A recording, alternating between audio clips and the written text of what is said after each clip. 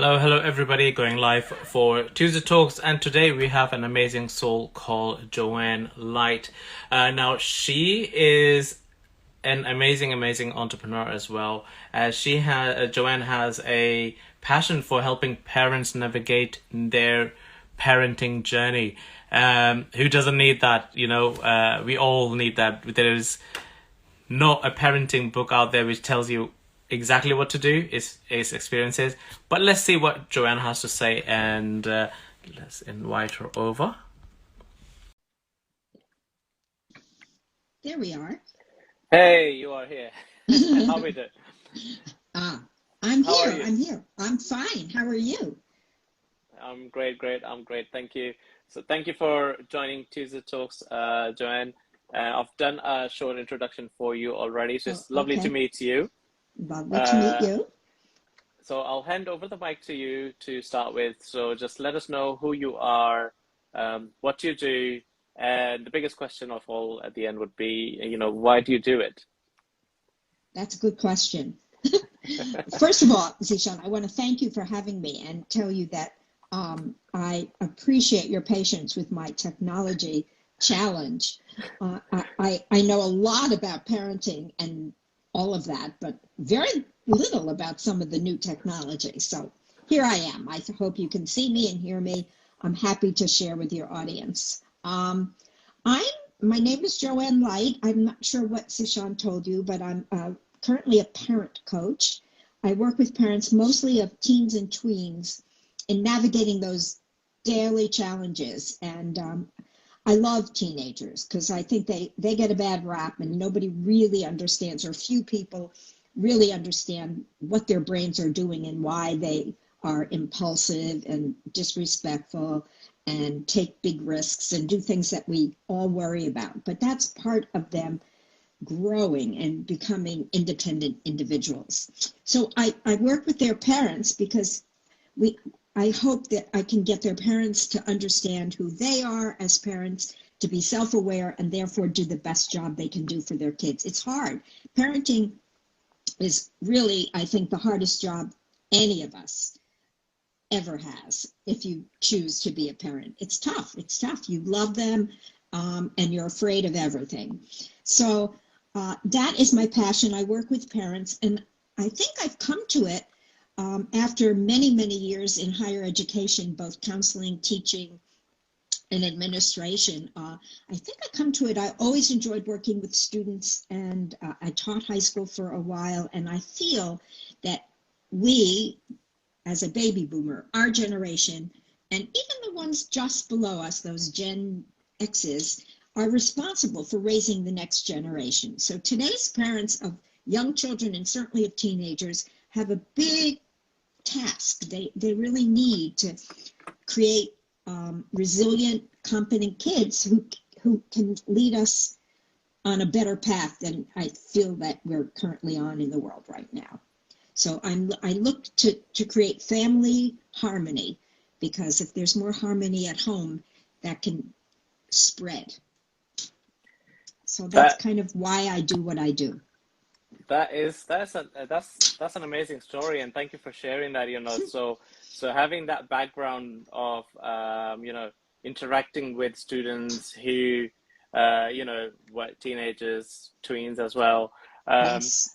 it's quite funny. I wasn't aware of the term tween for a long time until my daughter, who's currently 14, started telling Ah, me when she was tween. Oh, we are tween now. You can't say this kids and the child and all that stuff. So I'm like, tween, what is this? Like, so I'm aware of tween now. But now she's a teen, so she's 14, and she's got we've raised her to be to have a strong mind. So she knows what she wants. She can, she's very assertive in things that she needs, and she will, make sure that you know it, uh, and things like that. But it's great to have you today. So I'll see if things that I am thinking of as well are correct or wrong. Because there's no manual out there for parenting, as we all know no. it. It's all experiences that's been handed down, and then some work, some don't. Some are from a different era and time, and which are some irrelevant now. So it's all there. But I mean, from my background in terms of what I see as parenting is, uh, I've got about four siblings after me as well. Being the eldest in the family, I took a lot of brunt for a lot of stuff, because the eldest always gets in trouble for everything that everybody else does. So like, you're the eldest, why you didn't help? Okay, things are. So I've grown up with the mindset of, it's even though when people say it's a phase that you are going through, that's generally not a phase, and it's generally you're just now expanding and learning new things, It's right? it's a new developmental stage. Exactly, But exactly. yeah, yeah. But if your daughter, it sounds like she's doing very well because perhaps you've given her space to be who she is. I think that's really important that we as parents um, uh, allow our kids to make mistakes and to meet challenges, and that you model your values.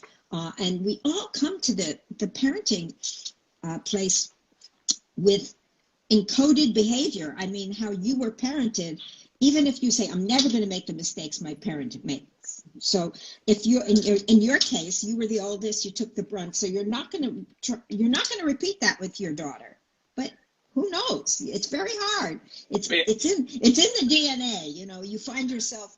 I remember when I would find myself saying, "Oh my God, I sound like my mother." That was just the worst.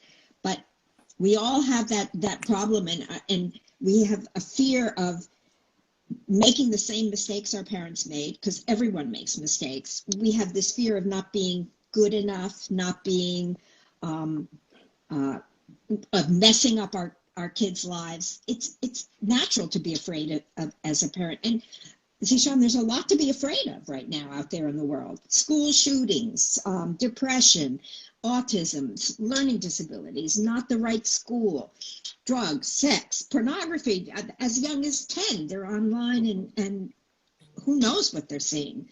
And they don't have a place to really have gain knowledge or literacy of what's going on in the internet. So as parents, that's an additional job you have, because they're not teaching it at school. So No, I I think agree it's 100%. rough out there. Yeah, no, I agree 100%. It's overwhelming for I know some friends who find it overwhelming in terms of, oh, we don't know what's happening in this side, because if their kid is just telling them something, they just say, oh, this might be it, this okay, right, that's it. But then we sometimes I'm like, you sure that that is not the case, right? Is I mean, I'm a person who gives the benefit of a doubt, but sometimes you just have to know, how was you when you were 14? What were you trying to do, right? Yeah. So it's the same game. They're just different players. This game is the same still. They're still trying to expand their wings, go out and hang out with their friends. They wanna, stay up late at night, but now handily they have devices that they can take in their rooms, which we didn't have at our time, for example. Oh, You know, right. so now they have these things. We were like hiding games, PlayStations and things like that, but everything is now readily available to them. These Googles and Alexas are all there. So as you said, the information is all there. So I think that another struggle a lot of parents also have is because they're not maybe tech savvy, right? So that also comes across like, oh, I'm not too sure what they're doing on their phone, and I don't want to be, give them their space, but then not keep asking for their phone every 5 minutes. Oh, show me what you're doing. Show me what you're doing. Uh, you know, that's there as well. Every parent, I think, has to come to their own terms with that whole thing. But it is, I think, online, and we growing up, and you way after me, but growing up, there was no online and offline, and now it's all one. It's all one. Everything is online, so there's no such thing as really offline. So every parent, I think, has to educate himself or herself. And set boundaries. I think if you and model the behavior. If you're sitting on your phone scrolling all day long, you know, so might your kids. But modeling not just social media behaviors, Ishan, but your values. If your values have come through, if since they were little, and it's never too soon to start to be self-aware and teach them to be emotionally intelligent, and they're watching you. Even those teenagers, when they say, I hate you, you just always do this, they don't mean it. They need you more than ever when they're teenagers, and they are watching everything you do. So if you're anxious and judgmental and dismissive, like, oh, don't worry about that, or that's not important, they absorb that. And so they really, but they need, if you feel you've created strong boundaries of what really is out of line, totally, then you can create the middle section for them. And when they're teens, they're super learners. They can learn anything when they're teenagers. That brain is redeveloping, it's pruning, it can absorb so much information. It's the time to really teach them so much or give them an opportunity to learn so much. The problem is that their emotional side of their brain is a little more active than their rational side. So things happen that, you know, you might not like, but you have to learn that what can you live with, and what is, you know, when it comes to safety and morality, those are the two areas that I always say to parents, that's a no-go. Their safety, health, and their morality are important. So if they dye their hair red, so what? You know, live with it. Let them be who they are. I think that's very freeing for kids. I love that. I love that you touched upon this. It's something that I strongly believe as well. So it's something that I discuss with my other half as well, you know, in terms of, because I read it somewhere a long time ago, because I'm so involved in the mindset side of things, that I read somewhere that when they, you know, the reason you see teenagers react the way they are reacting is just because their brain at that time is rewiring itself, right? Exactly. So from the birth to now, wherever they have learned, now it's looking at itself and it's resetting it. They say, okay, all these things I can, it starts archiving everything and it starts making new connection. So it's making new connections to the new learn. Yep. Exactly. So it's learning new things. When that is happening, they are in a, you know, hyper euphoric moment of everything is like, oh, I know everything. And this is the moment they think they know everything. They can do skydiving. They can do everything, where the parents are like, what are you going to do? Well, you know, and a lot of times they, you know, I want, as you said, I want pink hair, I want red hair. We get that every time here. So we're like, and I usually say to my missus, let's do it. Do you want, you know, our daughter to be one of those people that you look at on the, nothing wrong with those that we're saying, but it is something I come across that they are, and they're trying to fulfill their desires at the older age, where, because the parent had restricted them. Right now they are doing themselves pink hair, and now you look at a, well, it doesn't look cute now. It might have looked cuter when you were younger or teenager, right? So this thing, you know, it's like, oh, wear bright colors and things like that. It's like, okay, you know, some people can pull it off, some can't. So we don't know where our daughter's going to be at that time, right? So do you want that? I would rather let her do it all now in the comfort of our space. Let her make mistakes at home. Exactly. So when she has a fallback, she has us as a fallback, and then we can take care of that. And, you know, it's after that, we don't know what's going to happen. Who knows, we're here or not as well. So, yeah. But, you know, if you've made a connection, when parents, if you created that bond, that connection from when an early age on, it's so, that's critical to successful parenting. And there's so many parents who feel that they're a successful parent if their child is successful. But success is such a relative term. I think too many parents, at least in the USA, there's too much of foisting your not your values, but your wishes for what they might look like or what they might do or how they might succeed. Too much competition about my child, you know, is the smartest or the best athlete. That doesn't mean the child is happy. So I think you've touched on it. It's really important that we really step back and don't do too much advising. And if you've been there, if you're showing up, your child knows that you're there. And if you've built a trust connection, you got to rely on that. You can really rely on that and step away from some of the fear. And I know that personally from an experience with my oldest daughter, who now is almost 40. So I was so afraid of what she was doing and how she was doing it, and the depression and the anxiety. And I didn't really give the space to first of all, recognize what was good, what was going well. We get so caught up in the negative mindset. So I think you've got it right. I mean, some parents don't want their child to have pink hair no matter what. And if that's one of the rules and you've worked it out with your child and he or she, they understand, maybe you can figure that out. But I always go by safety and morality.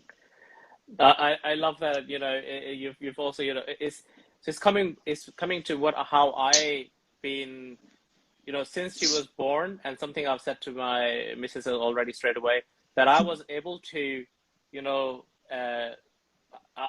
forecast is not the right word, but tell before our daughter was about to do something, right, beforehand.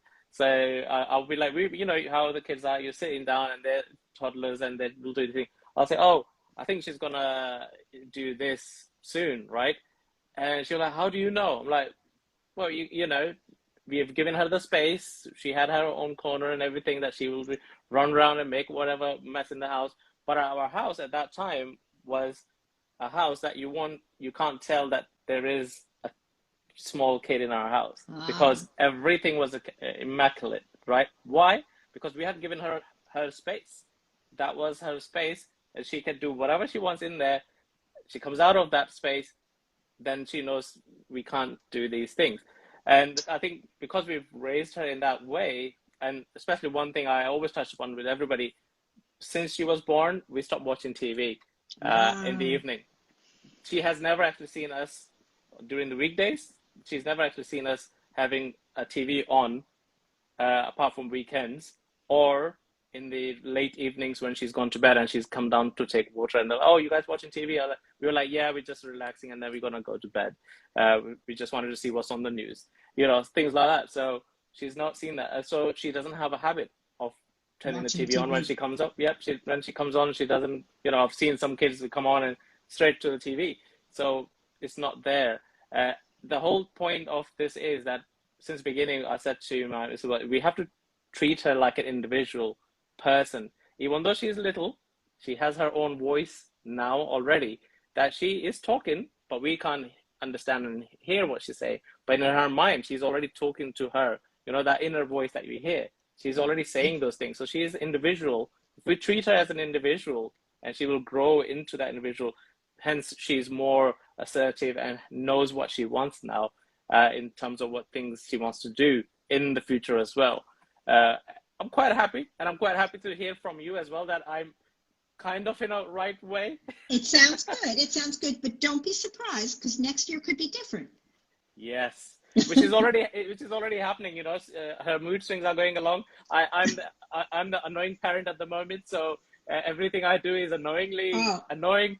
So I'm going through that motion at the moment. But I just go, well, I'm just talking. Why are you getting so worked up about it? Every parent of a teenager is annoying. If you haven't been accused of being annoying, and they're annoyed by everything, why are you wearing those shoes? It's so annoying. Why do you talk to me that way? It's so annoying.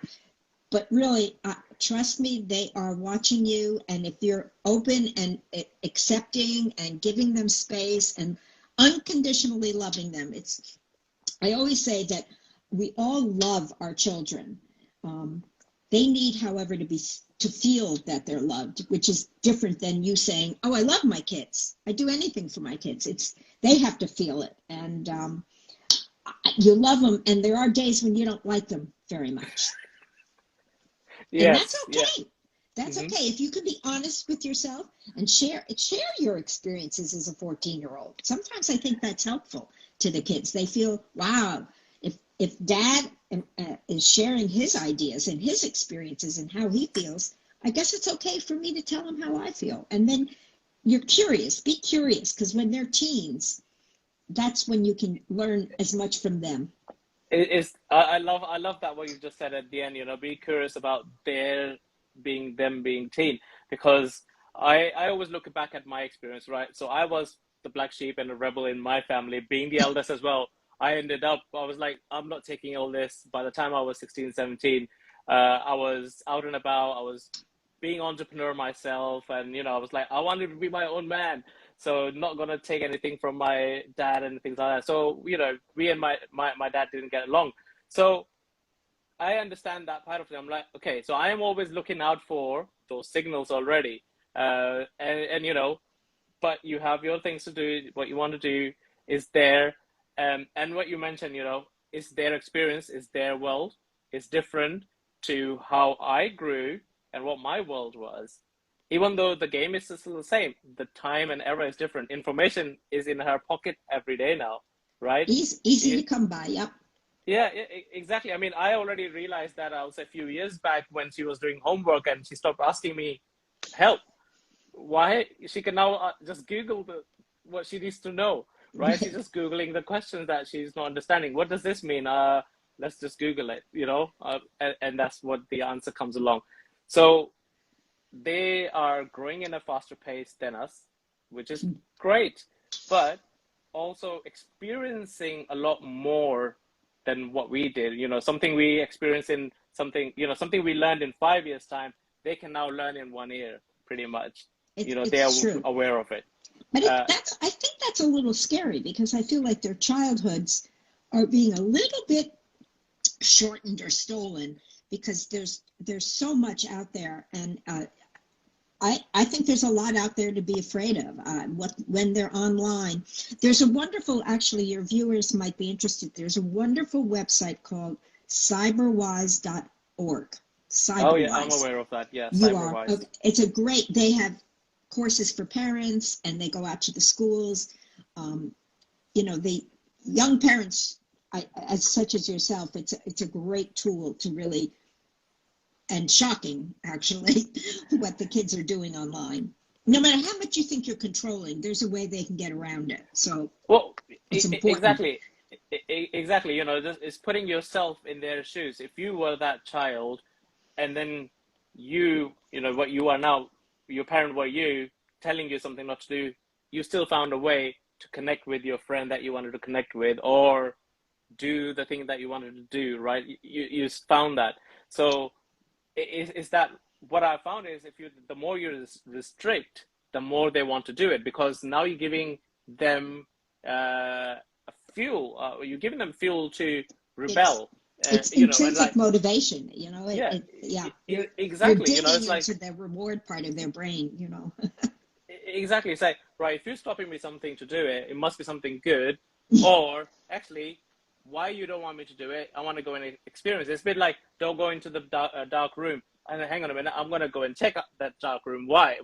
What's in there? You're probably hidden some sweets in there, for example, you know, or my PlayStation's probably in there, you know. So those things are going. But I love the fact that you shared that. Is so, since you've been doing this, and I'm sure you've come across, you know, various parents that you helped. But what would be the one that you can share? What you know was that stuck by you, you know, in your mind whenever you think back, like, you know, I've not had this before, and it's the strangest thing or the best thing?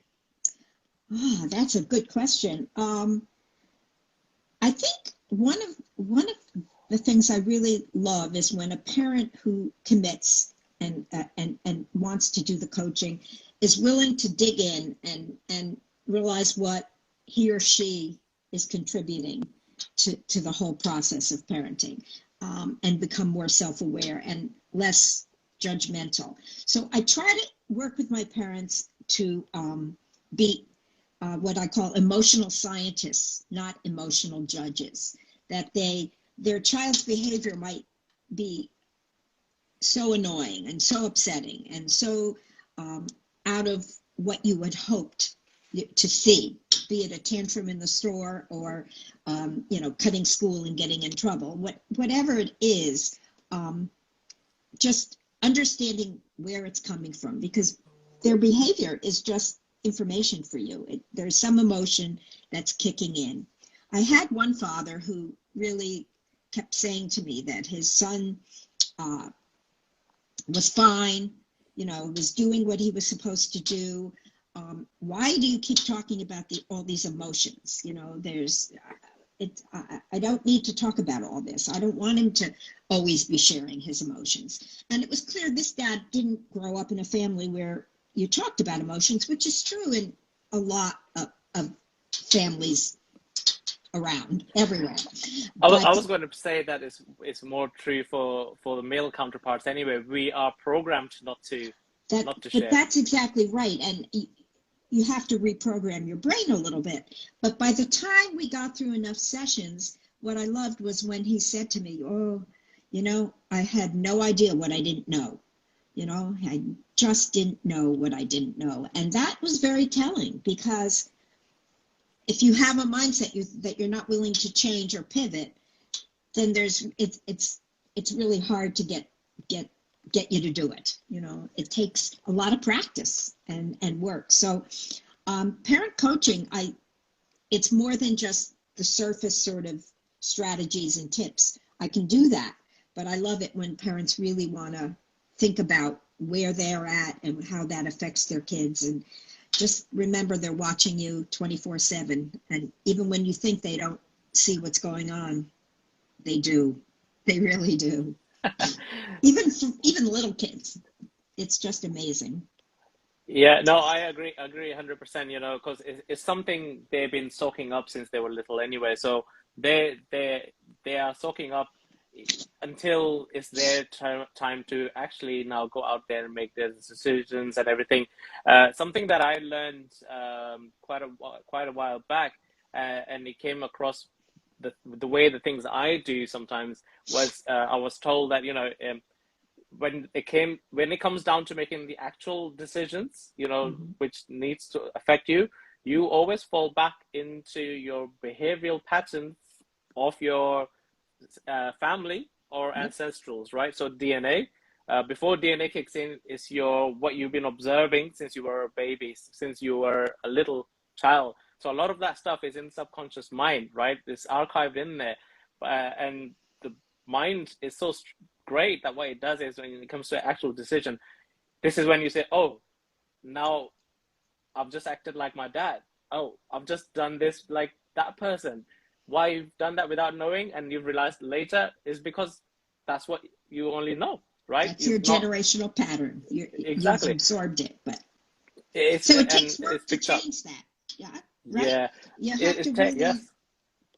You have to really want to see, and when it's pointed out to you, or for you to be able to point it out to yourself is best. If you're self-aware and you can say, oh, and apologize or repair the relationship, because that connection, you want to make sure that you have it all through not only their teenage years, but when they're adults. It's really nice if there's still that bond with family, with parents. No, I agree 100%. It's hard work. Well, it feels like hard work sometimes. It is hard work. It is hard work, but if it's only hard work if you let it get to you as well, right? So that's how I see it. I mean, I am going through that phase of where I am the only annoying parent at the moment. Everything I do and everything, even I'm dropping her to the bus stop for her school. She's like, "Can you stop singing? Can you stop doing that?" I'm like, "Well, why? I'm just happy that I'm dropping you to school. It's a nice sunny day. Like, no, it's so annoying. It's so you're annoying. Singing. Yeah, you're so annoying. You're singing it's the too wrong early. Music. You're singing. Yeah. You're humming. Whatever. Everything. And I'm like, I'm just like, it's okay, right? Just relax. Don't get worked about it. I'll be quiet now then. Or sometime when she's in the living room with me, and we TikTok is the new thing that she's been doing it. So I'll try to interrupt those things, and she's like, "What are you annoying?" And so I just started now, just give her a hug and say, "Yeah, I love you tue. I love you too." That's when she's saying you're annoying, I'm like, that's in my mind is like, so I don't need to get worked up about it, because why are you talking to me that way? You know, because some parents I've seen, they Well, get they worked take about it it. personally, and Exactly. I'm like, I don't take things personally. Well, you know, there are certain times you're not feeling it, and that time I hold myself. I'm like, or do not back say off a anything. little. Yeah, Yeah, yeah. exactly. That's the time Get to back off a calm. little. Yeah, exactly. Then you can just tell her off. Well, you know, you had some chores you didn't do, but you made sure your TikTok was finished, but the day is ended. All your chores are still waiting, right? You just remind that, and then you use that psychology again for my own use. I'm like, I use the psychology again the next day. I'm like, you know, your chores are there since yesterday night, and before the day starts. That means I've just kind of laid it out there that you are still being looked at. You do what you want. No one's going to interrupt, but the chores are there waiting. Right. And she does it at the end. So we've You've worked it that out. way. Yeah, that way we found a balance. It's a what I found is a part of give or take, right? So you know, it's not always I tell you what to do. You're the child, which I find is not the right way to That's an treat it. authoritarian parenting style, Exactly. which is That not balanced at all, and it's not no. really good for kids. Really not. It, In my opinion, that's not. It's a balanced approach is, exactly, much healthier. exactly. You can You raise wanna resilient kids. flourish the individualism in them as well. The person they are, you know, you want them to succeed on their own terms because of their own personality, not what you've put across them. That this is what you're gonna do. This is what you do. This is what you do. And then when they, because I come across a lot of adults who are lost, you know, and I mean, from my research and the things I've dived into mindset, that it is to do with the past Yeah. because of traumas, parent traumas, family traumas, and all that comes from here. And I always say it comes from parenting time. If you Right. want Right. your kids to be successful and have a best life, is from now. Coming back to, you know, the kids nowadays, is they're connected 24 hours just because of the technology is so much available now, right? I mean, my time, once you came home inside, well, we had no technology. Internet came quite years after. Only thing you had was a phone that you can use. You know, you have to pick up the phone, which is attached to the wall, to call your friend. But after a certain time, you cannot be seen near that phone. So you were like, right, I need to then just leave it. But that kind of disconnected us. And then we met that friend again. It was lots to talk about, right? But now I see her, you know, because she's got her own phone for the right reasons, because we want to make sure that she can reach out to us when she needs to. But that also has a side effect of all her friends are connected. Now, Right. you know, they're on a half term here now, which they break up on Friday. But since Friday, the phone hasn't left the hand because they're all still talking to each other. They're meeting up outside. You know, they went out to meet and they came home and they're still talking. I'm like, you just left them. Why are you still talking? Yeah, but there's gossip now. There's this. I'm But like, that's right, so okay. critical. That so many kids, because of pandemic, are not getting the opportunity to do that nearly enough. And it leads social isolation when they're tweens. Their whole thing is, who am I, and who do I fit in, and are my parents proud of me? Those are the questions that are in their heads. So it's a critical time for them to learn how to be a social human being. That's when they really learn it. And they get more advanced when they're 16 and 17, but those tween years, 10, 11, 12, 13 even, they really need to Critical. have friends. Yeah, it's really, really important. But Yeah, and nowadays they connect to 24 hours. It's something my daughter actually said to me as well, you know, because she was like, well, you know, in your time, you had time to cool off or disconnect. Everything is now connected. So if my friend wanted to do something or make jokes about me, all she has to do is go Google or go onto my school website or find me on the social media and look at something that she can make fun of. which You is know? not great. Yeah, well, exactly. And then like, you didn't have that in your time. You can only make fun of the person when you actually saw them. And then when you get home, you have time to recover. There's no recovery time now. Now that's a hard peer pressure thing. I think that's a very difficult thing for the kids, and that's what leads to that internet danger, the cyberbullying and that kind of thing. And just while we're on talking digital and connection, as wonderful as it is, there are some dangers. Sexting is one of the things that I think is really pretty scary for teens, because they don't understand what they're doing and how critical and dangerous it becomes. And once you put a photo on the internet, that's it.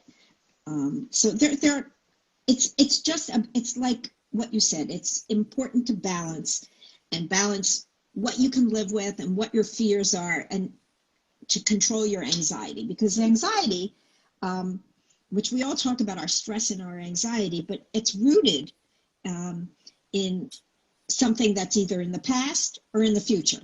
So if you can just be with the moment a little bit more, that will be helpful, because you're right. It's either trauma from your past or something oh my God, my daughter's going to fail, or my son is going to, not get into college, or he won't make the team, or he's going to be fat and whatever.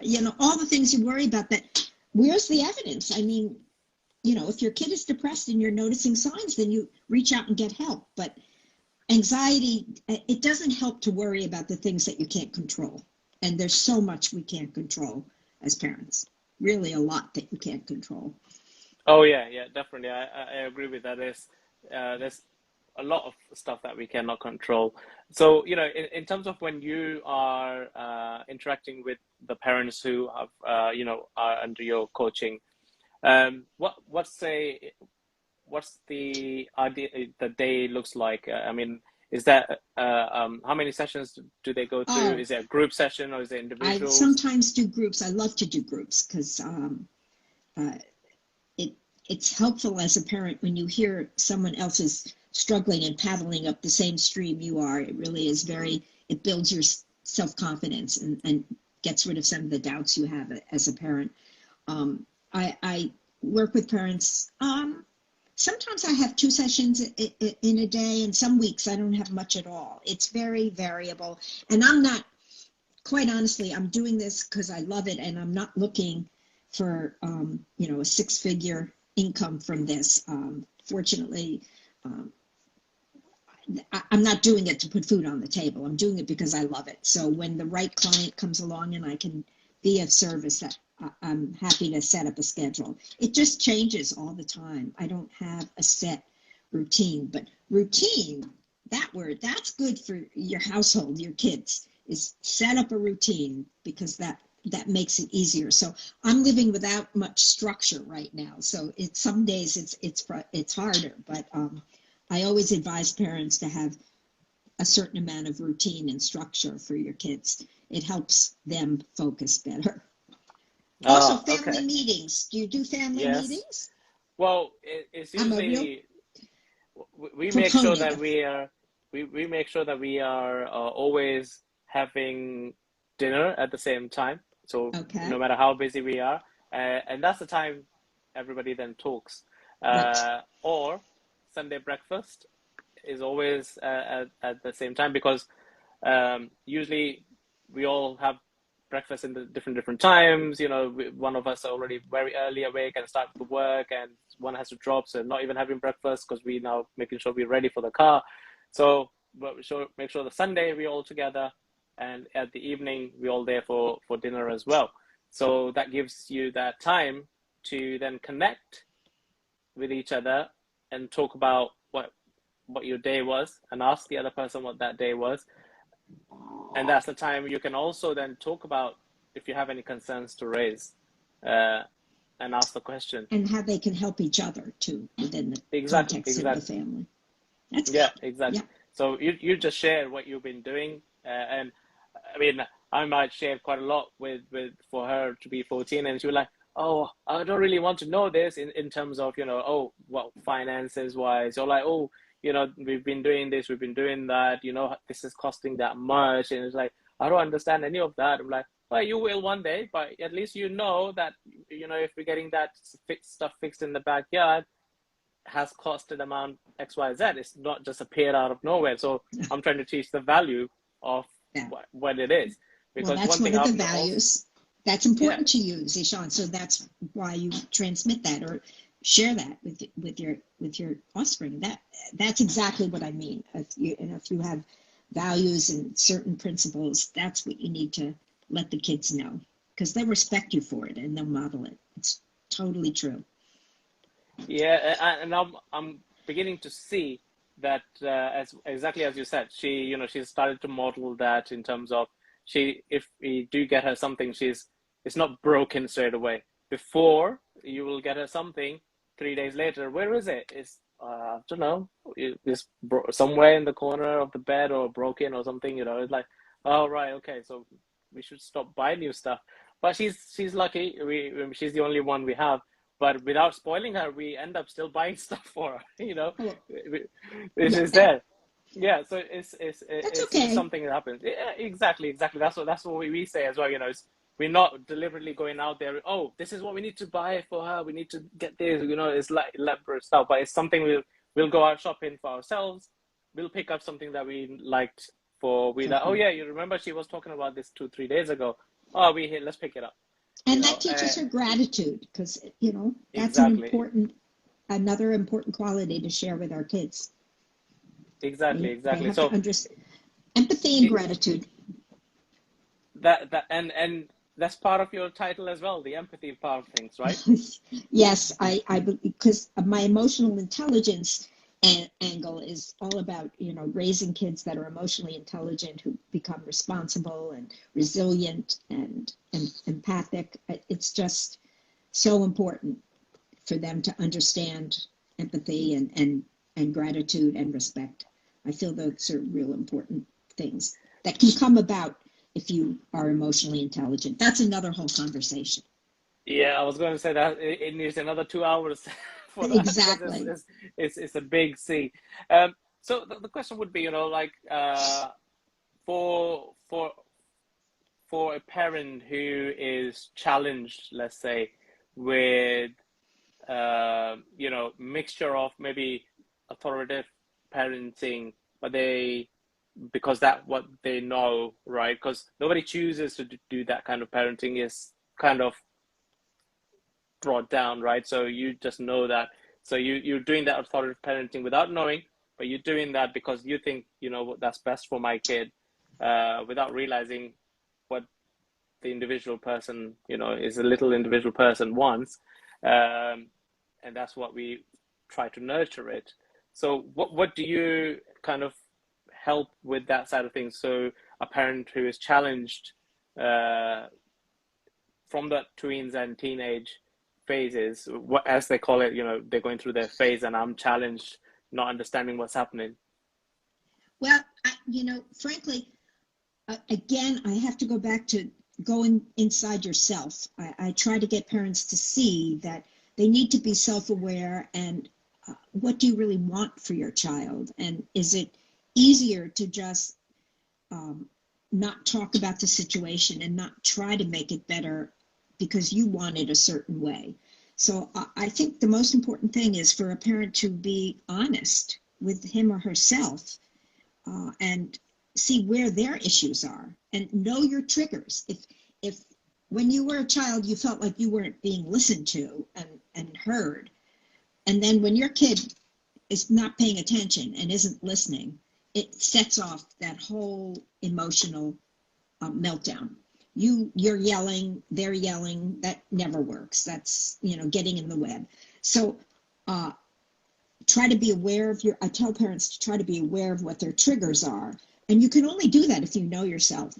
If you're confident, if you feel good about yourself, when your child does something that is really upsetting and you can't talk about it at the moment, I say, well, take a breath and step back and be calm. And you can connect or make a time when you can connect and talk about that topic.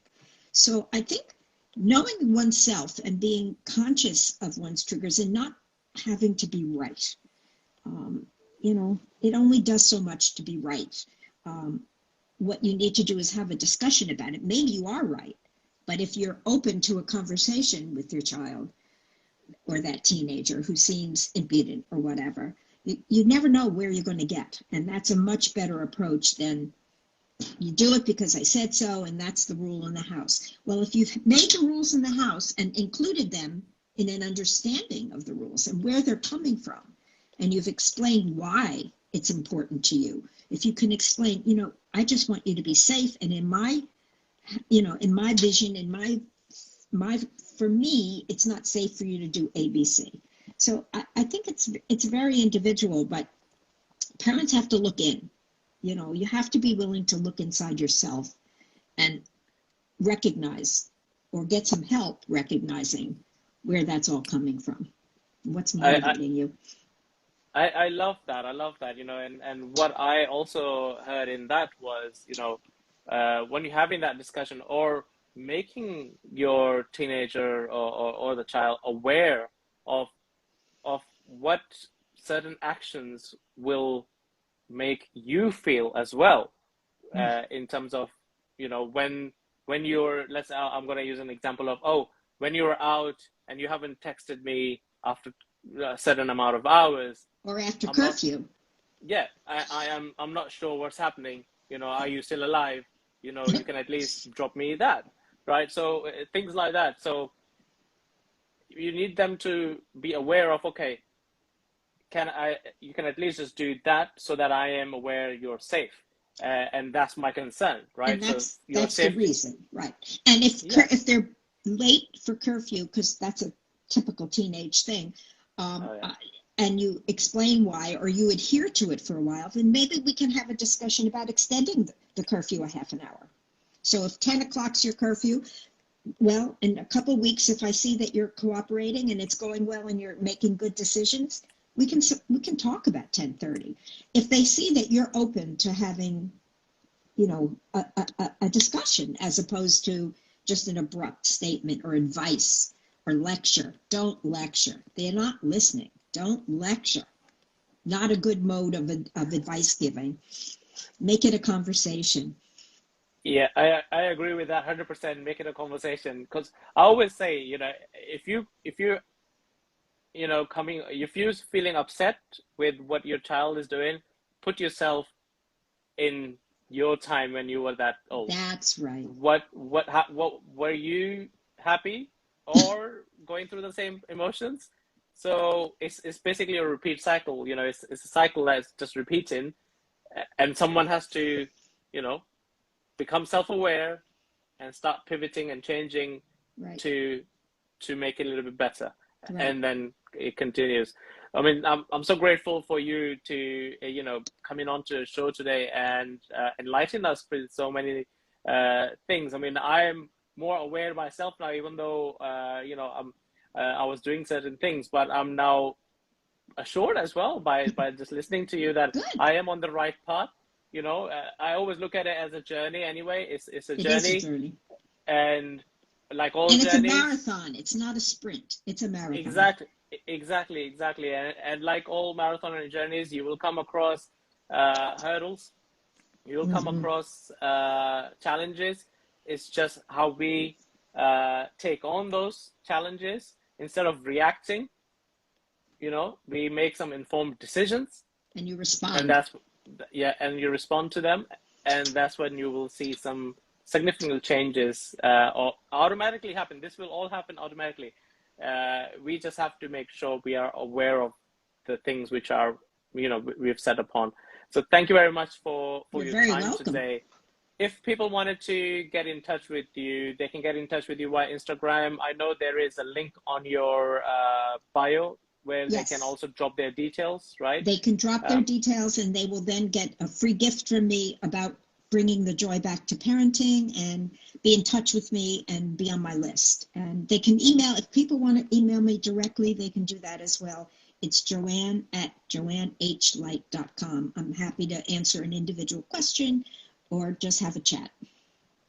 Amazing. So you've heard it here, everybody, guys. You can reach out. I would 100% recommend everybody to go onto the bio on Instagram, on that link, and get that freebie. Who doesn't want the freebie? So get that. It might be something great start for everybody to get into it. We all need it. some sort of help with parenting, even though Oh we yeah. think we know it. We never know it all. Nobody, And it, no expert. You can't, and you're not perfect. Don't try to be perfect. Imperfect parenting is very good. I agree 100%. So we should be we will be wrapping this up now. Is there something you would like to say to close this? No, just I enjoyed being with you and talking. You sound like you're doing the right thing on your own end. And just my advice to everyone is to deal with their emotions and their children's emotions, and we'll have a much better world. And I'd love to hear from anybody and connect. Amazing. Thank you very much for your time today, Joanne, and everybody who's been listening to us from beginning or just recently joined as well. Recommend 100% to, if you've just joined, to go back to the episode from the beginning and watch it again. There's lots of stuff being shared there, very inspirational stuff in there. And if people who've been listening and watching to this now, and you found, you had an aha moment or you had a spark in your mind, it's now your duty to share this with someone, whoever just came into your mind. So if somebody came into your mind, share it with that person, just tag them or forward the episode to them, because we do not know who's woken up or gone to bed thinking of a better today or tomorrow. And this episode might just spark that change. That's all we need to do, is just create that little spark in everybody to start that change. And this episode might just be the one, and you might be the one who started it. So thank you very much, everybody. Thank you, Joanne, as well. Thank Everybody you. else, we'll see you next Tuesday again. And thank you. Ciao. Bye-bye.